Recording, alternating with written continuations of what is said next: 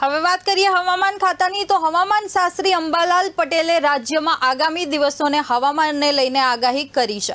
તેમના જણાવ્યા મુજબ હાલ રાજ્યમાં વરસાદનું જોર ઘટશે અને કેટલાક વિસ્તારોમાં વરસાદી ઝાપટા પણ પડી શકે છે। ઉત્તર ગુજરાતની વાત કરીએ અને દક્ષિણ ગુજરાત અને સૌરાષ્ટ્રમાં વરસાદી ઝાપટાની શક્યતા પણ જોવા મળશે। 15 ઓગસ્ટના રોજ રાજ્યમાં વાતાવરણ મોટા ભાગે ચોખ્ખું રહેવાની આગાહી કરવામાં આવી છે। જો કે ઓગસ્ટના અંતિમ દિવસોમાં બંગાળની ખાડીમાં મજબૂત વરસાદી સિસ્ટમ બનવાની શક્યતા હોવાનું પણ અંબાલાલ પટેલે જણાવ્યું છે। આ સિસ્ટમની અસર ગુજરાતમાં પણ જોવા મળી શકે છે। 24 થી 28 ઓગસ્ટ દરમિયાન રાજ્યમાં વરસાદની આગાહી કરવામાં આવી છે।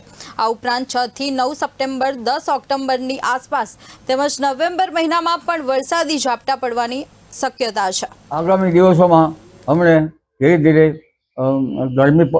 ગરમીની શરૂઆત થશે, વરાપ રહેવાની શક્યતા છે, પરંતુ હમણાં તારીખ 14 આસપાસ હળવા વરસાદી ઝાપટા પડવાની શક્યતા રહેશે। ઉત્તર ગુજરાતના ભાગોમાં, મધ્ય ગુજરાતના ભાગોમાં અને દક્ષિણ ગુજરાતના ભાગોમાં પણ ક્યાંક હળવો વરસાદ, છાંટાછૂટી કે ઝાપટા પડવાની શક્યતા રહે। સૌરાષ્ટ્રના ભિન્ન ભિન્ન ભાગોમાં પણ વરસાદી છાંટા, વાદળવાયુ કે હળવા વરસાદી ઝાપટા પડવાની શક્યતા રહે। એટલે ધીરે ધીરે હવે વરાપ થવાની શક્યતા રહેશે। તારીખ 17, 18 ને 19માં મઘા નક્ષત્રમાં પણ ક્યાંક વરસાદી ઝાપટા પડવાની શક્યતા રહેશે। જો કે ભારે વરસાદની સિસ્ટમ હમણાં બનવાની શક્યતા ઓછી છે, પરંતુ તારીખ 24 ઓગસ્ટ આસપાસ બંગાળ ઉપસાગરના ભેજના કારણે ગુજરાતના ભાગોમાં વરસાદ થવાની શક્યતા રહેશે। તારીખ 26 ઓગસ્ટ આસપાસ બંગાળ ઉપસાગરમાં ડીપ ડિપ્રેશન જેવી મોટી સિસ્ટમ બનવાની શક્યતા રહે, જે ડીપ ડિપ્રેશન સુધી પણ જઈ શકે। દક્ષિણ ચીનમાંથી આવતા અવશેષોના કારણે, રેસ્યુલર અવશેષોના કારણે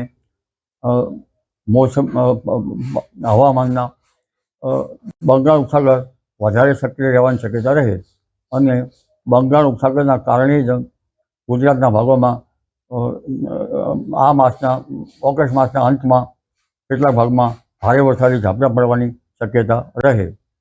આ ઉપરાંત 31 ઓગસ્ટ આસપાસ પણ ગુજરાતના ભાગોમાં વરસાદી ઝાપટા પડવાની શક્યતા રહે। 31 ઓગસ્ટ આસપાસનું વરસાદી પાણી સારું ગણાતું નથી, એટલે ખેડૂત ભાઈઓએ વરાપ થયે કૃષિ કાર્યો કરવા સારા રહે। 6 થી 9 સપ્ટેમ્બરમાં પણ ગુજરાતના ભાગોમાં વરસાદ થવાની શક્યતા રહે। 12 સપ્ટેમ્બરથી ગુજરાતના ભાગમાં ભારે વરસાદ ઝાપટા પડવાની શક્યતા રહે। દેશના ભાગોમાં પણ ભારે વરસાદ ઝાપટા પડવાની શક્યતા રહે અને 13 સપ્ટેમ્બર આસપાસ ગરમી પડવાની શક્યતા રહે। 23મી સપ્ટેમ્બર આસપાસ ગરમી વધવાની શક્યતા રહે। 10 ઓક્ટોબર આસપાસ પણ ગરમી વધવાની શક્યતા રહે। એટલે ગરમી વચ્ચે વરસાદ થવાની શક્યતા રહેતા વિષમ હવામાનની વિપરીત અસરના કારણે કૃષિ પાકોમાં રોગ આવવાની શક્યતા રહે। આ ઉપરાંત ગણેશ ચતુર્થીના દિવસોમાં પણ વરસાદ થવાની શક્યતા રહે અને અંબાજીના ડુંગરાળ ભાગમાં પણ વરસાદ થવાની શક્યતા રહે। લગભગ પૂનમની આસપાસ પણ રાજ્યના ભાગોમાં વરસાદી ઝાપટા પડવાની શક્યતા રહે। 10મી ઓક્ટોબર આસપાસ પણ ક્યાંક ક્યાંક વરસાદી ઝાપટા પડવાની શક્યતા રહે। સ્વાતિ નક્ષત્રમાં દરિયામાં વરસાદી ઝાપટા પડવાની શક્યતા રહે। કહેવાય છે કે સ્વાતિ નક્ષત્રનું વરસાદનું ટીપું બૂંદ માછલી ઝીલી લે તો તેના પેટમાં મોતી બને છે। જી।